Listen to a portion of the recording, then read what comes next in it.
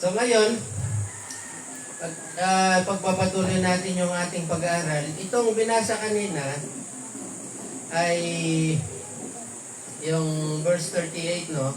Ito ay bahagi ng from chapter 12 mula verse 22 hanggang sa 30, o bubuin na natin hanggang last verse, which is 50, no, hanggang verse 50. Pero itong segment natin ngayon, verses 33 hanggang 37, ito ay kadugtong ng segment na tinalakay natin last week, yung verse 22 hanggang 32. At ano yung segment na yon? Yan yung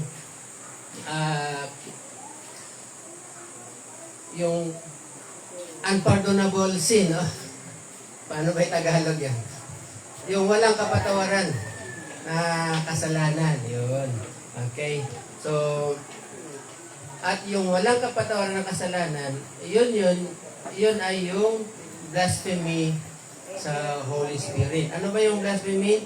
Yung paglapastangan sa banal na Espiritu. So, itong salitang ito, kasi sabi ng Panginoon Hesus,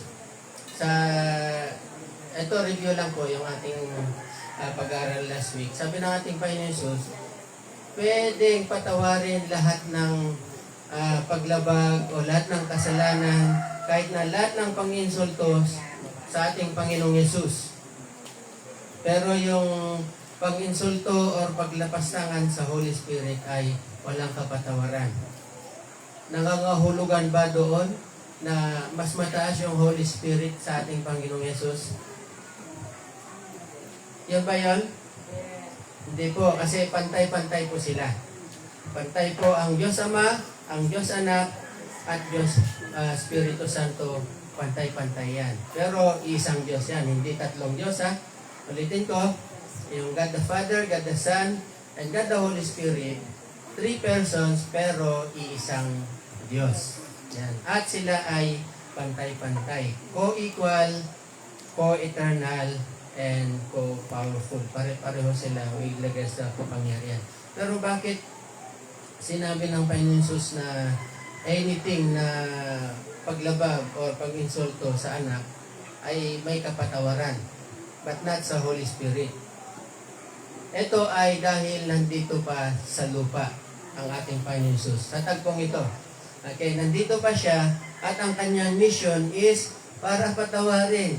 Mamamatay siya para sa ating mga kasalanan. But later on, pag siya ay bumalik na doon sa Ama at natapos niya ang kanyang mission, it is finished, babalik na siya sa kanyang full deity at blasphemy sa God the Father, blasphemy sa God the Son, blasphemy sa Holy Spirit ay both. Pare-pareho yan, walang kapatawaran na. Okay? So nililinaw lang natin to. Ito ay nung ang Panginoong Hesus ay nandito pa sa lupa. And later on, pagbalik niya sa langit ang Panginoong Hesus, papalit ang Holy Spirit. Bakit walang kapatawaran yung blasphemy sa Holy Spirit? Alam naman natin na or nabanggit ko na kanina na ang tanging makakapaglinis lang sa atin, ang tanging makakapagpatawad sa ating makasalanan ay ang ating Panginoon Hesus. Kung minsan pinagtatalunan pa nila sabi nila, hindi naman si Jesus ang naglilinis, yung dugo ni Jesus. Pareho lang yun, si Jesus Christ at yung dugo niya, parehong galing sa kanya. Tama po ba? Wala pong pinagkaiba yun. Kaya, kung minsan magtataka ka sa social media, kung hindi mo naintindihan, malilito ka. Huwag mo na lang basahin. Sabi nila, hindi si Jesus Christ ang naglilinis ng kasalanan. Yung dugo niya na binuhos niya sa krus ng Kalbaryo. Si Jesus Christ at saka yung dugo niya, siya din yun, isa lang yun. Wala namang pinagkaiba. Di po ba? So, whether sabihin na natin na si Jesus Christ, yung nagpapatawad ng kasalanan or yung dugo niya, The same yun. The same. Okay? Pero, ang paglapastangan sa Holy Spirit, unang-una, siyempre, sa part ng mga Israelita, noong time na ito, ng Panginoong Yesus, ay yung pag-reject nila sa Messiah. Yun yung una. Yung nire-reject nila ang Messiah. Bakit? Lahat na ng sign, lahat ng miracles na ginawa ng Panginoon Yesus, yun ay according sa kapangyarihan ng Holy Spirit. Especially, itong huling miracle na nakita natin. Yung gumaling ang isang inaalihan ng masang spirito na hindi nakakapagsalita at saka hindi nakakakita. Na tinignan nga natin na ito ay isa sa mga messianic miracle. Messianic miracle meaning, ito ay kayang gawin lang ng Messiah. Okay? Yung stage na ito ng demon possession. Yung hindi na nakakakita yung tao at hindi na rin nakakapagsalita. Okay? So, ano yung blasphemy doon na walang kapatawaran? Yung Holy Spirit, ang ministry niya kasi, okay? Ang ministry ng Holy Spirit ay para dalhin ang isang tao sa ating Panginoong Jesucristo. Para ang isang tao ay makakilala sa ating Panginoong Jesucristo. Yung Holy Spirit gagalaw sa buhay mo. Gagalaw siya sa iyo. Gagalaw siya sa isipan mo at uudyukan ka niya na tanggapin mo si Jesus bilang iyong Panginoon at tagapagligtas. Okay? Pag yun na-reject mo at sinabi mo, hindi naman yung Holy Spirit yung gumagalaw sa akin. Ay, sino Spirit yun? Wala. Okay? Ngayon, pag yun ni-reject mo, pag yun tinanggihan mo, yung galaw ng Holy Spirit sa iyong buhay, wala pong kapatawaran yun. Bakit? Tanging yun lang naman yung paraan para tayo mapatawad, di po ba? Kung ni-reject mo, talagang walang kapatawaran po yun. Walang kaligtasan. So, kapatawaran ng kasalanan at saka kaligtasan, magkasama po yun. So, yung pag-reject nila sa ating Panginoon Jesus bilang Messiah ay pag-reject doon sa mga ginagawa niyang mga himala na ang mga himala na yan ay ang kapangyarihan sa likod neto ay ang banal na Espiritu Santo. Okay. Ngayon, another way na nabablaspheme yung Holy Spirit is yung ginagawang mga himala ng ating Panginoon Jesus. Di po ba kapangyarihan ng Holy Spirit po yon? Yung mga Pharisees, ang sabi nila, ito ay kapangyarihan ng Diablo o kapangyarihan ni Satanas. So, yun ay hindi rin magandang, yun ay isa sa mga pag-alipusta sa banal na Espiritu Santo. Imagine mo, gagawa ka ng pagagalingin mo ang isang tao tapos sasabihin mo dahil ito sa kapangyarihan ni ganito. Dahil ito sa, dahil magaling si ito, siyang gumawa. Pero ang katotohanan, ang Holy Spirit ang gumawa na yun. Tama po ba? Now, kay Jesus lamang natin, of course, masusumpungan yung tunay na kaligtasan at ang banal na Espiritu Santo na umuudyok sa atin, na umuudyok sa mga tao para sa tanggapin ang Panginoon Jesus or ang banal na Espiritu Santo ang umuudyok sa atin. Ang siyang umuudyok sa atin para tanggapin si Jesus. Kaya, kung hindi mo pinakinggan ang paglilinis at pag-udyok ng Espiritu, paano tayo magkakaroon ng kapatawaran ng kasalanan? Paano tayo magkakaroon ng kaligtasan? Ang mga Israelita, ang mga Pharisees, nakita nila ito, kaya ngayon gagawa sila ulit ng another na kumbaga mag-isip na sila na ibang paraan at ang sabi nila, sige nga, kung ikaw ang Messiah, magpakita ka ng tanda. Sabi niya. So, verse, basahin ko sa Tagalog, no? Simula sa verse 33. Sabi ng mga Pharisees, gawin ninyong mabuti. Dito muna. verse 38 pala yan ha. Before na pupunta tayo doon sa tanda, before na pupunta tayo doon sa sign, tingnan muna natin yung verse 33 kasi malalaktawan natin to. Hindi pa natin ito na-discuss. Sa verse 33, ang sabi ng Panginoon Jesus, matulan kayo sa inyong ayon sa mga lumalabas sa inyong mga bibig. Okay? So bakit niya kaya nasabi, nabanggit ng bagay na ito? Dahil nga sa mga namumutawi, dahil sa kanilang kawalan ng pagtitiwala o kawalan ng pananampalataya at dahil sa rejection nila sa ating Panginoon Jesus, mga nakakapagsalita sila ng mga hindi magaganda sa ating Panginoon Jesus. Kaya sabi ng Panginoon Jesus, sa bibig nyo makikita. Dalawang bagay ang sasabihin niya dito to illustrate. Okay? Yung salita kasi, saan nang bumula yung salita? Saan? Yung lumabas sa bibig mo, saan nang gagaling yun? Sa isip? Galing sa puso. Tingnan natin, no? O, verse 33 muna, no? Ng Matthew 12.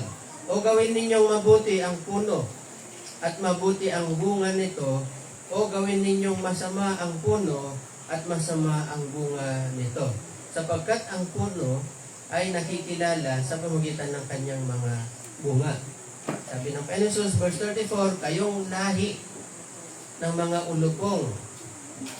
Paano kayo makapagsasalita ng mabubuting bagay, gayong kayo ay masasama? Sapagkat sa kasaganaan ng puso ay magsasalita ang bibig. Sa English, out of the abundance of the heart, the mouth speaks.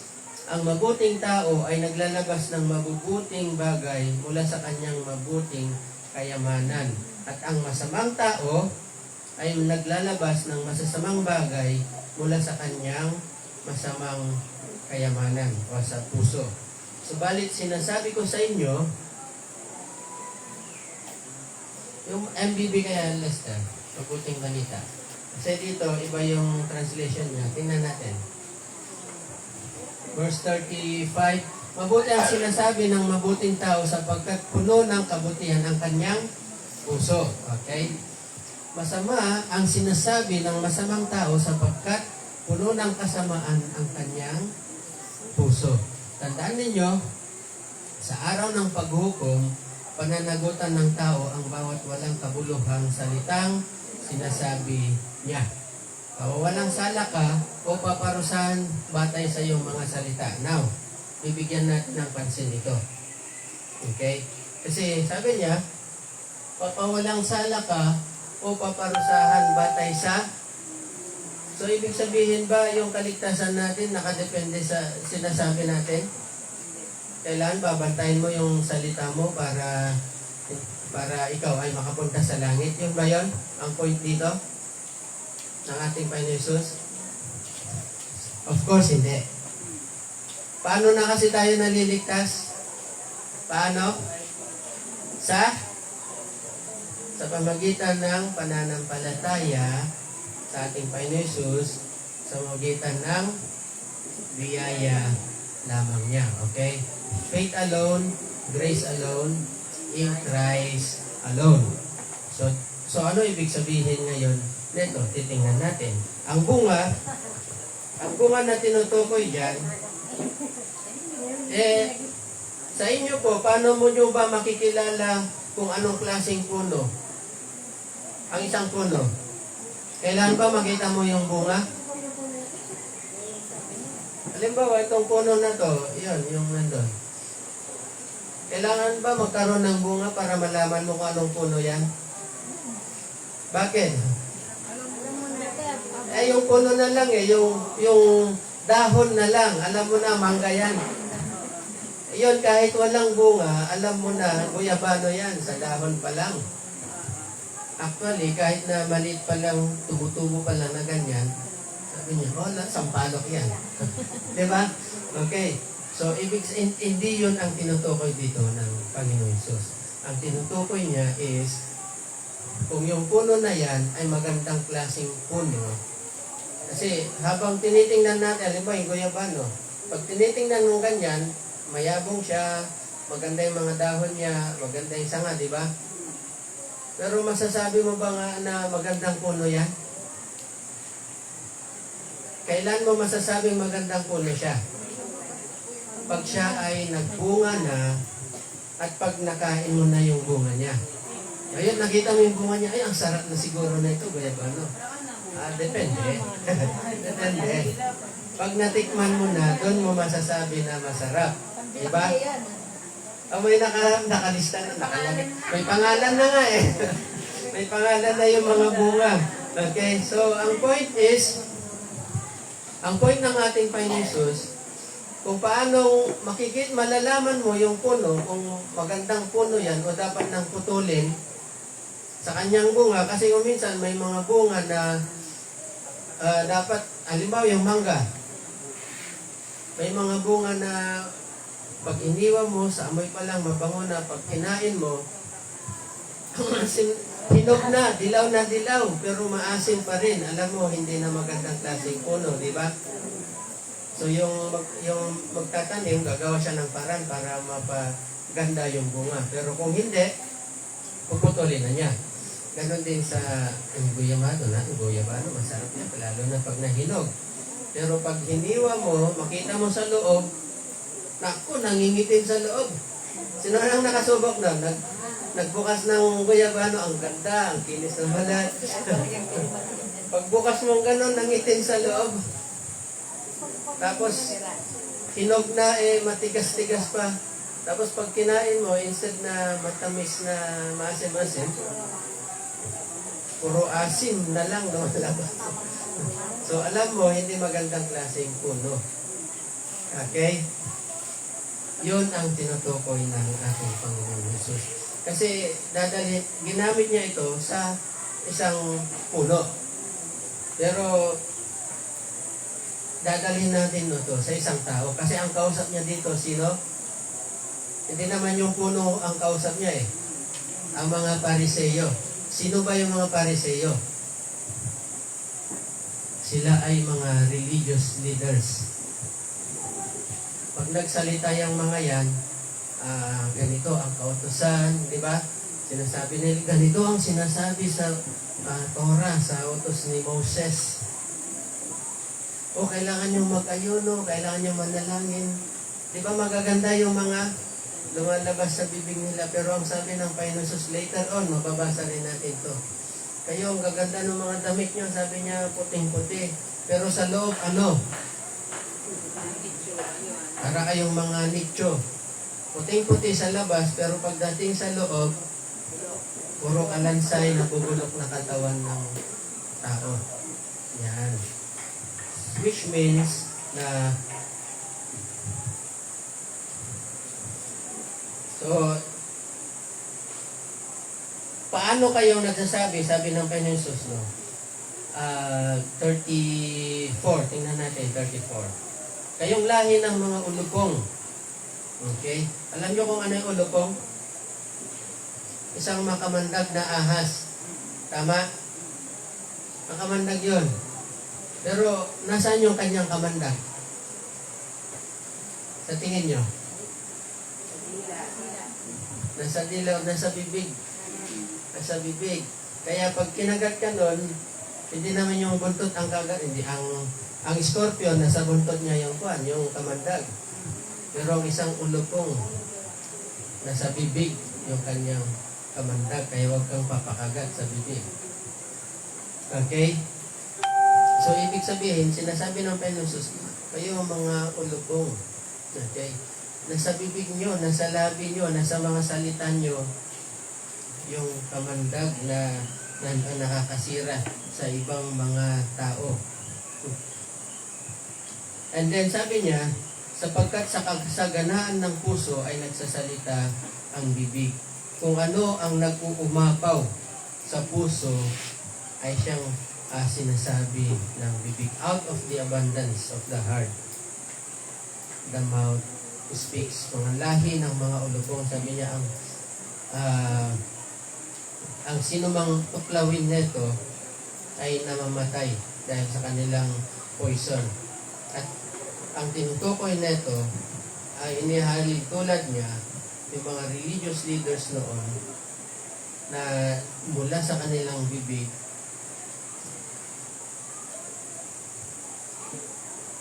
mga lumalabas na magagandang bagay, lumalabas mga galing din sa kautusan. And then later on, pagdating sa ating Panginoong Hesus, nagsasalita sila ng hindi magaganda. Kaya ang sabi ng Panginoong Hesus, sa pamagitan ng iyong mga salita, malalaman kung ano ka talaga sa loob. Di ba sa atin din? Madaling magpakita na mabait eh. Di ba? Makita mo si Kan, kumusta? Ang ganda-ganda mo naman. Pag nakaharap, pag nakatalikod na, bakit ganon? Bakit ganon? Pagkaharap mo isang tao, ang ganda ng pananalita mo, pagtalikod ay biglang sinusumpa mo isang tao. Bakit? Bakit? Saan nagmumula yon? Yun kasi talaga ang tunay na pag-uugali niya. Yun talaga yung laman ng puso niya.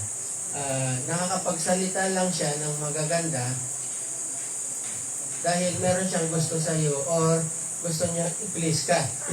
Okay? Pero sa loob-loob niya, hindi siya ganun, hindi siya talaga yun yung kanyang ugali. At alam mo, lilitaw at lilitaw din yan eh. Kahit na anong klaseng pagtatago ng isang tao, kanyang pag-ugali, lilitaw at lilitaw din sa kanyang pananalita at sa kanyang galaw. Saan nga daw nahuhuli ba yung isda? Sa bibig din. Kung ang komandang na isang ulupong ay nasa bibig, nahuhuli din ang isda sa bibig din. So, nakukuha nyo na siguro ibig sabihin bakit yung kanina, mapapawalang sala tayo sa papamagitan ng ating bibig. Ang ibig sabihin ng Panginoong Yesus ay maja-justify ka kung tunay kang Kristiyano talaga. Okay? Kasi ulitin ko yung kaligtasan natin ay sa pamagitan lang ng ating Panginoong Yesus. Tama? So ngayon, napakadali kasi sabihin na Kristiyano ka. Ako, napakadali mo sabihin, born again ako. Di ba ang dali din mag-memorize? Memorize ko ngayon dyan 3:16. Napakadaling sabihin yun. Pero, ano ba talaga yung nasa loob mo? Okay? Ano ba talaga yung nasa puso mo? At kung ano yung talagang nasa puso mo, lalabas at lalabas yan. Pwede kang mag-conmary for a while, pero later on, lalabas din kung ano talaga yung nandito. Kung sino talaga yung nandito. Yung sinasabi mong born again ka, malalaman yan pag dumating yung sitwasyon na mga difficult situation, lalabas talaga kung sino yung born again talaga. Sino yung Kristiyano talaga. Merong sinatawag na Kristiyano lang sa puso. Pero hindi Kristiyano sa puso. Ano ibig sabihin niya? Kristiyano lang sa salita. So, sa mga huling panahon, sa panahon ng paghukom, lahat ng tao ay magbibigay ng sulit sa Panginoon. So, lahat tayo haharap sa ating Panginoon. At sa lahat ng mga salitang namutawi sa kanyang bibig ay pagsusulit din. Of course, kung Kristiyano ka talaga, ang lahat ng yan ay pinatawad na ng Panginoon Jesus. Past, present, at saka future. Pero, kung hindi ka mananampalataya, nakalista lahat niya sa isang libro. Mamaya, pagdating mo sa harap ka sa Panginoon, bubuksan yung libro. Sabi niya, Ops, anong pangalan na ito? Ayan, Victor Villafuerte. Ang dami mong sinabi pala, magmula nung bata ka, ganito, ganyan. Lahat ng pagsasagot na pabalagbag sa iyong nanay, nandito na. Pati pagsasagot ng pabalagbag sa iyong tatay, nandito, nakalista. Nakalista lahat. Yun. Okay, so lahat tayo ay magsusuli sa harap ng Diyos. At ang mga salitang ito ay magpapatunay kung ikaw ay matuwid. Ang mga salitang itong lumabas sa iyong bibig ay magpapatunay kung ikaw nga ay makasalanan. Okay? So, yung bawat, makikita mo isang Kristiyano at isang nagkukunwari, halimbawa sa show, no? Manood ka sa mga TV, sa show. Makita mo yung isang host, sabi niya, salamat sa Panginoon, ganito, ganyan. Pero pagdating sa bahay, iba yung ugali niya. Hindi nga niya nababago yung ugali niya kasi lalaki siya, umasa siyang babae sa harap ng screen. Diba? Pero kung magsalita, parang ang ganda. Pero ang lumalabas lang is just for show. For show lang. Pero wala talagang sa loob-loob niya. Ang tunay na pagbabago kasi ay nasa puso niya. So, ang mga pananalitang ito, yung tiningnan natin, no, verse 33 hanggang 34 or 37, ang mga pananalitang ito actually ay nagsisilbing rebuke sa ating Panginoong rebuke ng Panginoong Yesus sa mga Pariseo, sa mga religious leaders na nagsasalita sa kanya ng mga hindi magagandang panalita. Kaya nga, ulitin ko, madaling sabihin na ako ay mabuti, madaling sabihin na ako ay mabait, madaling sabihin na ako ay Kristiyano, subalit ganon din naman ang mga Pariseo. Ganon din sila. Actually, baka nga pagdating sa kabutihan, kabaitan, baka mas nakakalamang sila. Kasi kung babasahin natin later on, madadalakay din natin sa Matthew. Pag nag-tithe yung mga yan, binibilang nila lahat ng butil. Kung yung butil na yan ay umabot ng 1,000, alam na nila kung ilan yung 10% doon. Binibilang na nila. Ganon sila ka-religious or ka-observant. Ganon sila nag-observe ng kautusan. Subalit kung manghusga naman sila sa ating Panginoong Hesus, kung magsalita sila sa ibang mga tao, diba mapansin nyo? Sabi niya, ay makasalanan to. Si John the Baptist, para siyang pan, yung naalihan ng masamang espiritu. Si Jesus, matakaw yan, manginginom. Diba kung lalabas sa kanilang mga bibig, dalawang bagay, ang katotohanan, yun talaga sila. Okay, mga masasakit na salita ang lumalabas sa kanilang bibig at ang mga pinagmumulan nito ay saan? Dito. Sa ating puso. Okay.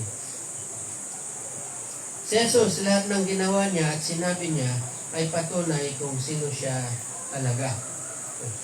Yung kanyang mga miracles, yung mga tinuro niya magmula sa Beatitudes, sa chapter 5, chapter 6, chapter 7, lahat ng mga itinuro niya yan sa loob ng sinagoga, pati sa tabing dagat, pati doon sa paanan ng bundok, lahat ng yan, yun ay kung sino siya talaga. Siya ay ang Messiah. So lahat ng lumabas sa kanyang bibig, lahat ng mga ginawa niya ay nagpapatunay ng kanyang tunay na pagkatao o ng kanyang tunay na katauhan. Okay? Na siya ay Diyos na nagkatawang tao. Subalit, ang mga ito ay ni-reject ng mga religious leaders. Mga Pharisees, ni-reject din ng mga Hudyo nung time na yon. So, at dahil sa naipit sila sa isang sitwasyon, katulad nito, okay, dahil sinabi ng Panginoon Hesus, kasi nagsimula ito doon sa inaalian ng demonyo. Sabi ng Panginoon Hesus, kung si Satanas, ikakasaot niya, si Satanas, madi-divide ang kanyang kingdom. Ngayon, yung mga Pharisees, may mga exorcist din sila. Sabi ng Panginoon Hesus, kaninong pangalan ngayon nagkakas out ng demons ang mga Pharisees din. So hindi sila makasagot. Medyo naipit sila doon. Ngayon, nagawa na naman sila ng paraan. Ito yung sinasabi ko kanina. Hahanapan siya ngayon ng tanda. Sabi niya, o sige, kung ikaw talaga yung Kristo, magpakita ka sa amin ng tanda. Parang gusto nila, parang yung maalala nyo si Moses sa harapan ni Pharaoh. Sabi ng Pharaoh, sige nga, patunayan mo na ikaw ay sinugo ni Yahweh, ni I Am. Si Moses, ay may dala siyang stick. Anong ginawa niya sa stick para patunayan? Naging ahas, di ba? Yung mga pari ni Pharaoh, ganun din. Binabari nila kanilang mga stick, naging ahas. Kumbaga, ganun yung magiging sitwasyon dito. Pag sumagot ang Panginoong Hesus, sabi niya, ito yung tanda, o nagpakita siya ng tanda, alam din na namin yan. Parang ganun ang mangyayari. Kaya, isa lang yung sinabi niya. Verse 38, pagkatapos, ilan sa mga eskriba at mga Fariseo ang nagwika sa kanya, Guro, ibig naming makakita ng isang tanda mula sa iyo. Ngunit sumagot siya sa kanila, humahanap ng tanda ang isang masama at mapangalunyang lahi. Okay? Ngunit walang tanda na ibibigay sa kanya liban sa tanda ng propeta Jonas. Paano niya sinabi yung mapangalunyang lahi? Masasamang tao sa 38, baba. Yan. Sumagot si Jesus, lahing masama at taksil sa Diyos. Naghahanap kayo ng palatandaan, walang ipapakita sa inyo maliban sa himalang nangyari kay propeta Jonas. Kung paanong si Jonas ay 3 araw, 3 gabing nasa tiyan ng dambuhan ng isda, ang anak ng tao ay 3 araw, 3 gabi ring nasa ilalim ng lupa.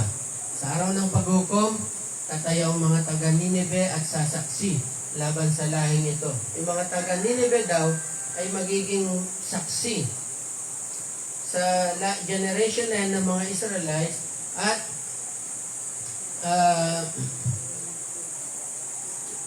pangangaral sapagkat nagsisi sila matapos pangaralan ni Jonas. Ngunit higit pa kay Jonas ang narito. Greater than Jonah is here, sabi ng Panginoon.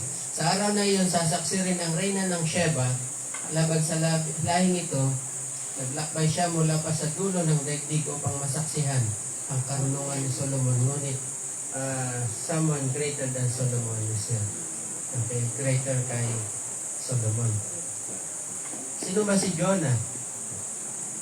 Kilala niyo si Jonah? Sino kasi si Jonah? Siya yung tinapon sa leon, di ba? Tapos hindi siya kinain ng leon. Tama? Kumokontra kayo. So, ibig sabihin, hindi totoo. Okay. So, si Jonah ay yung kinain ng balyena. Siya ay ng malaking isda, sorry. Hindi sinabi sa Bible na balyena kasi. So, siya yung kinain ng malaking isda. Itinapon siya. Bakit? Kasi hindi sumunod kay Yahweh. Hindi siya sumunod. Sabi niya, punta ka doon sa mga Nineve. Sabi niya, ayoko, pumunta siya sa Tarsus. Ngayon, binagyo yung barko sinasakyan niya, tinapon siya at may naghintay na mas maganda pa lang transportation. Yung malaking isda. So, ang sabi ng Panginoon, walang ibang sign. Bakit kasi? Ang paghahanap ng tanda ay tanda. Yan. Pastor, ano yun? Naguluhan ako. Ang paghahanap ng tanda ay tanda ng wala kang pananampalataya. Bakit? Ang pananampalataya, ang tunay na pananampalataya, hindi yan naghanap ng sign. Kaya ang sinasabi ng Panginoon Jesus, basahin nyo yung sinasabi sa kautusan. Tingnan nyo si Jonah. Tingnan nyo si Solomon, yung Queen of Sheba. Nakasulat. So sa atin, maghanap ka pa ba ng sign? Basahin mo na lang yung Bible mo. Nakasulat na lahat doon yung sign. Kahit New Testament lang. 4 Gospels lang, Matthew, Mark, Luke, and John. Huwag mo nang basahin yung buong Bible. 4 Gospels. Matthew, Mark, Luke, and John. Makikita mo lahat ng galaw, gawa, pananalita, katuruan ng ating Panginoon Jesus. Nandoon nakasulat. Okay? Kailangan mo pa ba ng tanda?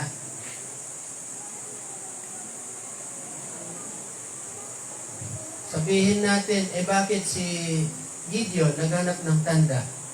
Kilala niyo si Gideon? Yung natalo niya ang mga kalaban, mga Midianites, sa pamagitan lang ng 300 na sundalo. Pero ng time na yon, panahon ni Gideon, hindi ba katulad ng time natin na wala pa ng Bible noon?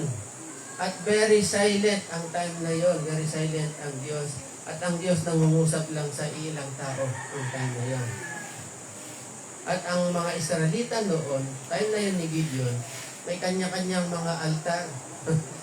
So may mga Diyos-Diyosan sila sa kanilang buhay. So gustong masigurado ni Gideon kung hindi Diyos-Diyosan yung nangungusap sa kanya. Okay? Kaya sabi niya, sige nga Panginoon, kung talagang ikaw ang Diyos, gawin mo nga itong fleece na to, yung ano kasi yung Tagalog ng fleece. Parang parang siyang kolyang malaki. Balabal, no? Balabal. Oh, tingnan mo, may, kung itong basa, pero yung damo tuyo, yung mga ganon. Ganon na sign. Pero yon ay sign na hindi mo pa kilala ang Diyos. Okay? Pag naghanap ka ng sign, ibig sabihin, hindi mo pa kilala ang Diyos. Pero, kung ikaw ay nananampalataya at pinanghawakan mo ng salita, yung pananampalatayang mong yun, hindi mo na kailangan ng sign. Dahil nananampalataya ka na naniniwala ka na. So, ulitin ko ha, ang naghahanap ng sign ay yung hindi pa naniniwala. Pag ikaw ay nananampalataya, hindi mo na kailangan ng tanda o ng sign. So, tingnan natin no, yung rebuke na naman ito ng Panginoong Hesus sa kanila. Bakit? Si Jonas, pinadala siya ng Diyos saan? Ang mga Ninive ay mga Gentiles. Hindi man sila Israelita mga Gentiles. Pero nung nangaral si Jonas sa kanila, naniwala sila, pati hayop nag-fasting. Okay? Nangaral lang si Jonah, pati hayop, yung hari hanggang sa pinakamababang mga mamamayan, pati mga hayop nag-fasting sa Ninive. Okay? Ay sino naman si Queen of Sheba? Sa Kings, ito mababasa na. 1 Kings chapter 10. 1 Kings chapter 10. Si Queen of Sheba ay mula pa sa malayong lugar, naglakbay siya. Israelita ba siya? Hindi. Isa din siyang hentil na naglakbay mula sa malayo para puntahan lang ang kaharian, para makinig lang dun sa wisdom ni Solomon. Imagine, isang hentil naglakbay sa malayo para lang marinig yung wisdom ni Solomon. Pero ang Panginoon, sabi ng Panginoon Jesus, greater than Solomon is here. Bakit? Ang Panginoong Diyos mismo, nandoon siya sa kalagitnaan niya. Hindi na sila kailangan maglakbay pa. Hindi na nila kailangan maglakad pa ng ilang araw para makarating. Nandun na mismo ang Panginoon Diyos sa kalagitnaan nila. Pero, hindi pa rin nila pinakinggan. I-reject pa rin nila. Which means na ang mga Ninevites, ang Queen of Sheba, magiging saksi ngayon sa kanila later on na sila, naniwala sila, nanampalataya sila, pero sila, ang mga Israelita, ang Pharisees, nire-reject nila ang Messiah, which is greater than Solomon at greater than Jonah. Okay? So, tayo kaya? Ikaw ba naniniwala ka sa ating Panginoon Jesus? Yung malakas? Yes. Nananampalataya naman kayo?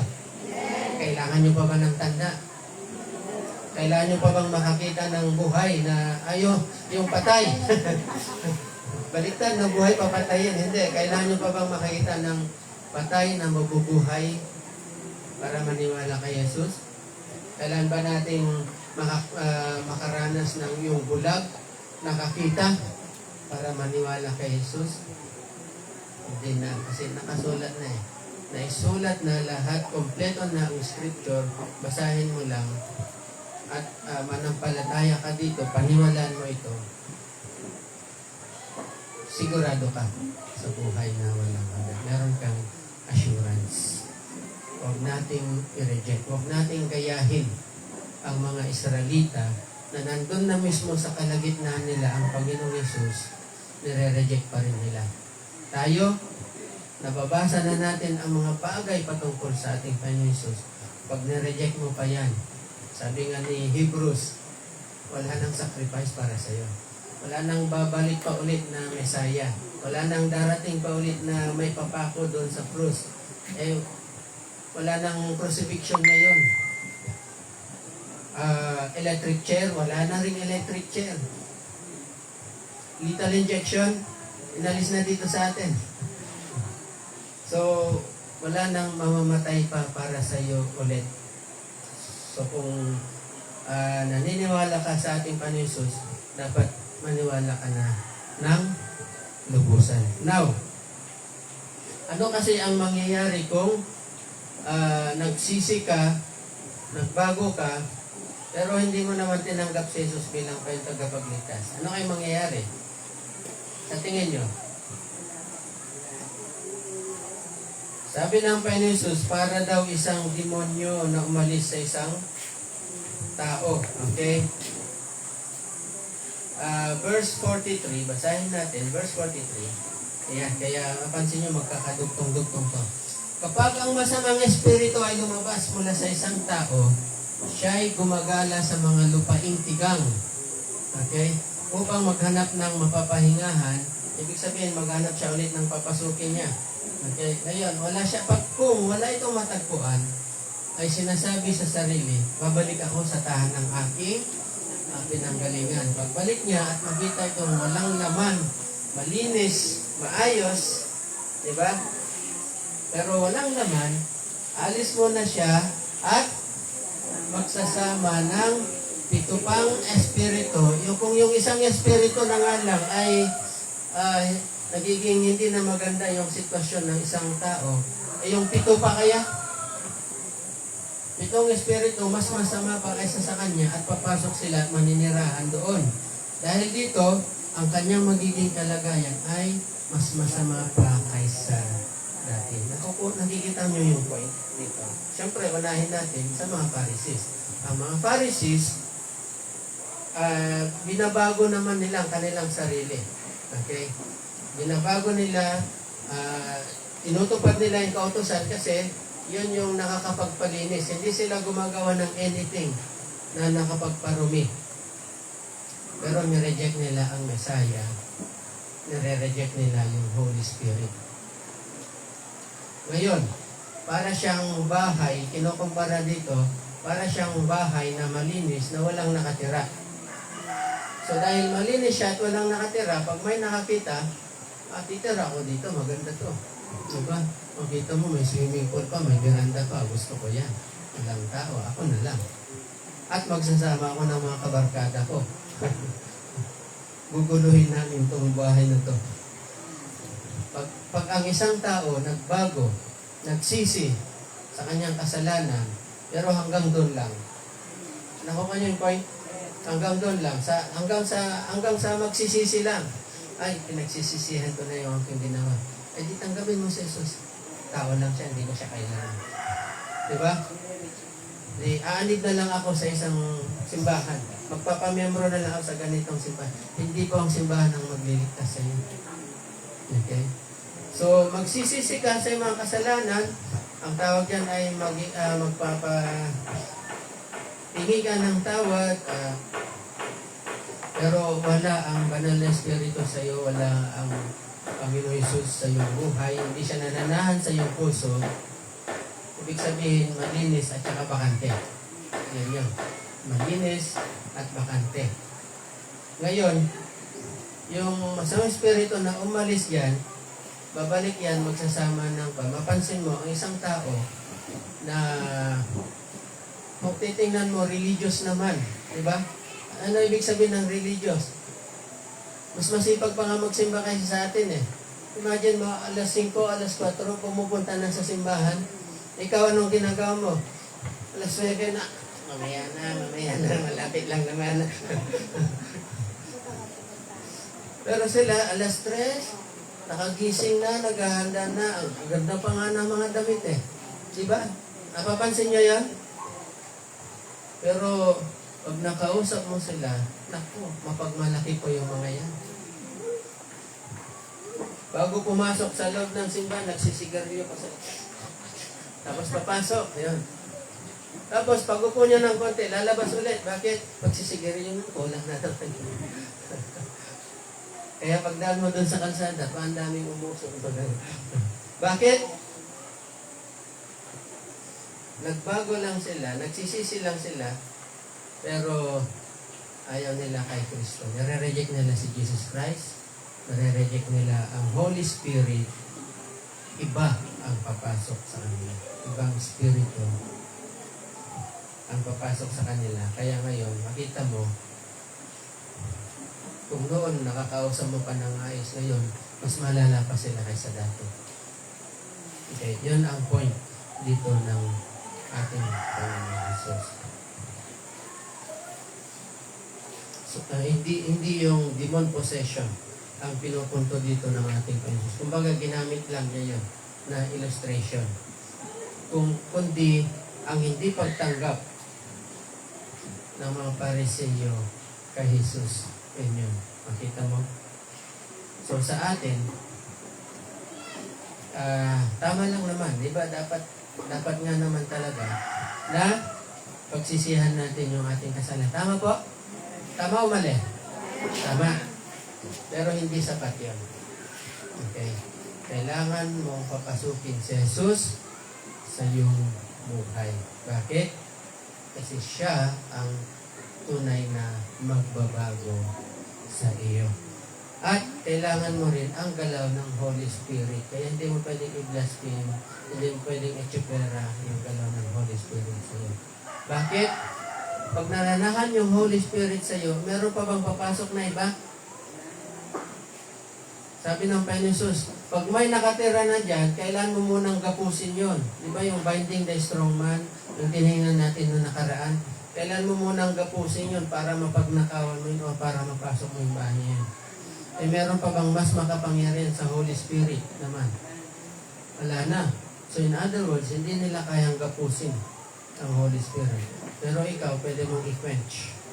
Pwede mong igilin yung galaw ng Holy Spirit sa iyong buhay. Sana huwag mangyari yun sa atin. Okay. Hayaan natin na malayang gumalaw ang Holy Spirit. Hayaan natin na malaya siyang baguhin tayo. Kaya pag dinadirect ka na niya, pag nararamdaman mo na hindi dyan yung papunta sa ating Panginoon Jesus, pag gumaganon ka, hindi dyan, hindi, parang bumibigat na yung katawan mo. Alam mo na may pumipigil sa iyo. At pag yun hindi mo pinakinggan, mawawala yun. Mawawala. At pag yun ay nawala, napansin mo, baka magiging mas malala ka pa kaysa dati. Kaya pansinin nyo yung mga nakarinig ng salita ng Diyos, dati nagsimba, ngayon hindi na. May kakaibang ugali, pansinin nyo lang. May kakaibang ugali yun na hindi niya ugali dati. Bakit? Mabait naman siya dati, ba't ngayon parang ganun na? Dati yun. Okay, and then, pinakalas na lang para chapter 13 na tayo next week. Habang si Jesus ay nagsasalita sa maraming tao, dumating ang kanyang ina at mga kapatid, naghihintay sila sa labas dahil nais nilang makausap. May nagsabi kay Jesus, nasa labas po ang inyong ina at mga kapatid, ibig nila kayong makausap. Ngunit, sinabi niya, sino ang aking ina? At sino-sino ang aking mga kapatid? Itinuro niya ang kanyang mga alagad at sinabi, sila ang aking ina at mga kapatid. Sapagkat, ang sino mang sumusunod sa kalooban ng aking Ama na nasa langit, iyon ang aking ina at mga kapatid. Hindi naman ito hindi nire-respeto. Tama ba yan? Hindi dahil sa hindi nire-respeto ng Panginoon Jesus ang kanyang nanay, kanyang mga magulang. Ang katotohanan, mahal niya ang kanyang nanay. Di po ba? Paano natin mapapatunayan mahal niya ang kanyang nanay? Meron ba? Anong sabi ng Panginoon Jesus? Nandun na siya sa krus. Anong sabi niya? Ibinili niya ang kanyang anak. Kanino? Kay John. Diba? Bakit si John? Si John ang pinaka-last na namatay sa mga apostles. Namatay na silang lahat. Si John natitira pa. Tinapon pa nga dun sa island ng Patmos sa Revelation. At namuno pa siya ng mga churches sa Ephesus, sa Asia Minor. So, marunong ba ang Panginoon Jesus kung kanino yung pagkakatiwala ang kanyang anak, kanyang nanay? Marunong siya dahil si John the Beloved, ang tinutukoy ko, hindi si John the Baptist. Si John the Beloved, siya yung pinaka-last na namatay sa mga apostles. So, in other words, namatay sa katandaan si John the Beloved. Of course, naunang namatay si Mary kasi mas matanda si Mary. Okay, mas naunang namatay si Mary kaysa kay John the Beloved. So, ano ang gustong point ngayon dito na ating Panginoon Jesus? Hindi naman sa hindi mo pakinggan ang nanay mo, hindi mo pakinggan ang mga kapatid mo.